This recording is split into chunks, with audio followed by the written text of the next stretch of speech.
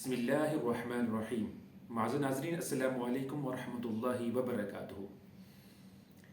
आज का सवाल ये है कि क्या कुरान पाक पढ़ने या पढ़ाने के इवज़ आप उजरत, मुआवजा, तनख्वाह ले सकते हैं या नहीं।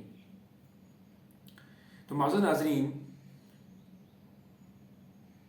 कुरान मजीद पढ़ना और पढ़ाना बहुत बड़ा सवाब का काम है, अजर का काम है। और अल्लाह के रसूल सल्लल्लाहु अलैहि वसल्लम ने इरशाद फरमाया कि तुम में से बेहतरीन शख्स वो है जो कुरान मजीद पढ़ता है और पढ़ाता है। तो इस लिहाज से इतने बड़े अजर का काम करना ये तौफीक खुदाबंदी से ही हो सकता है, इंसान के अपने बस की बात नहीं है।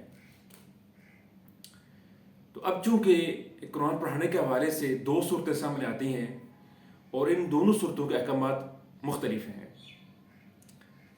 एक सूरत तो यह है कि आप चंद लोगों को बुलाते हैं और उनको ये कहते हैं कि आप यहाँ बैठ के कुरान मजीद पढ़ें और इसका सवाब दूसरों तक पहुँचा दें, मैं आपको इतने उजर दे दूँगा, इतने पैसे दे दूँगा।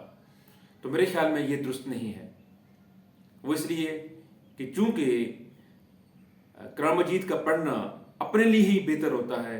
ख़ुद आप पढ़ के अगर आप किसी को सवाब भेजते हैं तो ये तो दुरुस्त है, लेकिन अगर आप उजरत पे पढ़वाते हैं, मुआवजा दे के पढ़वाते हैं, तो ये दुरुस्त अमल नहीं है, मसनून तरीके के ख़िलाफ़ है।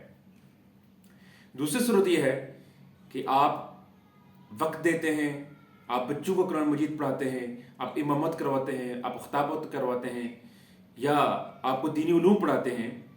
तो चूँकि आप उस पर वक्त दे रहे होते हैं, तो इसलिए उस वक्त के एवज़ में अगर कोई तनख्वाह आप लेते हैं, आप कोई उजरत लेते हैं, तो वो दुरुस्त है, वो जायज़ है। और चूँकि अल्लाह ताला ने आपको एक फ़न दिया होता है, आपको इल्म दिया होता है, तो इस इल्म तक दूसरे तक पहुँचाना बहुत ज़रूरी होता है।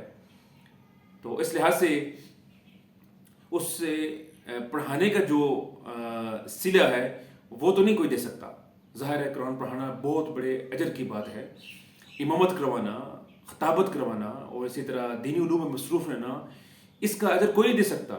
ना इसकी कोई तनख्वाह हो सकती है, बल्कि ये मुख्तसर सी जो तनख्वाह होती है वो उस वक्त की होती है जो उसमें आप सर्फ कर रहे होते हैं। तो अगर आप वक्त देते हैं, आप मेहनत करते हैं, उसके नतीजे में अगर आप तनख्वाह लेते हैं, उजरत लेते हैं, तो ये दुरुस्त होगी। अगर इसी तरह को आपको कोई और सवाल हो तो आप पूछ सकते हैं। अगली वीडियो आप ही की किसी सवाल का जवाब होगी। अस्सलामु अलैकुम वरहमतुल्लाहि वबरकातुहू।